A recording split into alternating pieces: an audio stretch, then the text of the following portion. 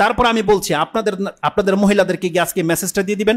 মুসলিমে রয়েছে রাসূল সাল্লাল্লাহু আলাইহি ওয়াসাল্লাম বলেছেন, প্রত্যেকটা প্লেট, প্রত্যেকটা গ্লাস, প্রত্যেকটা পাত্র যা আপনি ব্যবহার করেন, হাত্তা চামচ যেটা যা কিছু আছে যেটা আপনি ব্যবহার করেন, লবণের বাটি পর্যন্ত, সেটাকে উপর করে রাখবেন। খালিটা হলে উপর করে রাখবেন, আর না হয় যদি কিছু থেকে থাকে সেটাকে ঢেকে রাখতে হবে। রাসূলুল্লাহ বলছেন একটা কাঠির টুকরোও যদি হয় আপনাকে ওটা উপরে দিয়ে রাখতে হবে। কেন?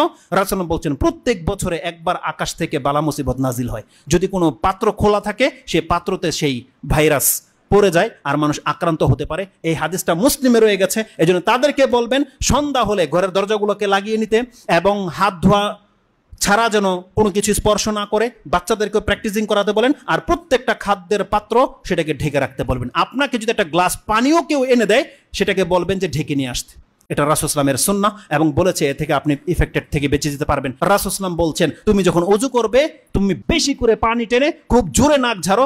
তার মানে কোনো ব্যক্তি সিয়াম নেই, রোজাদার নেই, তার মানে কতটা প্রেসার দিতে বলেছে এই ক্ষেত্রে যে পানি তোমার হলকে চলে যাক, এত বেশি তুমি পানি টানো এবং নাক ঝাড়ো, এটা একান্ত জরুরি। দ্বিতীয়ত রাসূল সাল্লাল্লাহু আলাইহি কি বলেছে, যখন কোনো ব্যক্তি ঘুম থেকে ওঠে সেই জন্য তার হাতটাকে পাত্রে সরাসরি না ডুবিয়ে দেয়। কেন? কারণ তুমি জানো না রাতে তোমার হাত কোথায় ছিল।